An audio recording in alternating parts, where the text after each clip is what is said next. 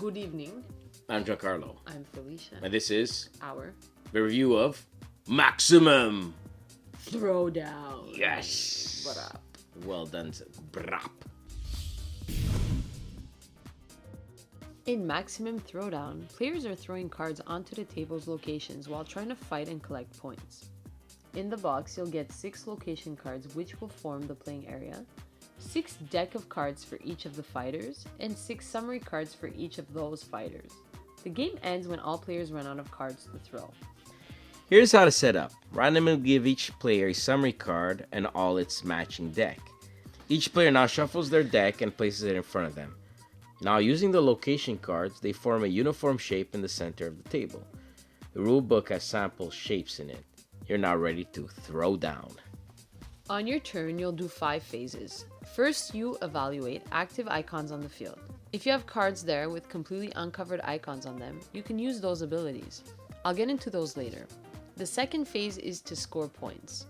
You get 1 point for every 6 dots showing in your active circles. Write these on a paper sheet. The third phase is to attack and steal.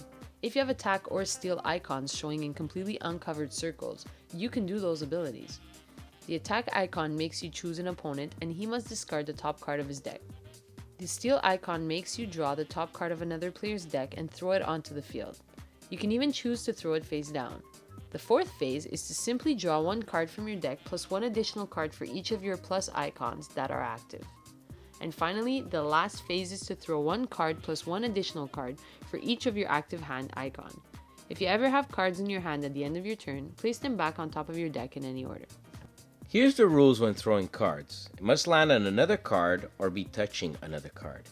If you throw a card and it misses, it's discarded from the game unless you have a break icon available, which makes you keep that card. If a card lands face down and touches another card, it stays, but the icons on that card are never used. Also, you may move around the table before you throw a card. Just make sure you go back to where you were to keep the turn order. When a player runs out of cards in his deck, he can still play and be in the game. When all players have no more cards to throw from the game, it ends and every player gets 1 more scoring phase. The winner is the player with the most points. The game is somewhat original in its mechanics and we really welcome this kind of innovation in gaming. The game is fun and has the party game feeling to it while adding skill, luck, and some strategy. The checking of points and remembering which actions you have left to do is a little annoying. The artwork is super nice and the production quality is pretty good. If you're looking for a small party game, easy to teach but hard to master, I would look into this one. Innovative and fun, we're throwing it 7.5 cards out of 10.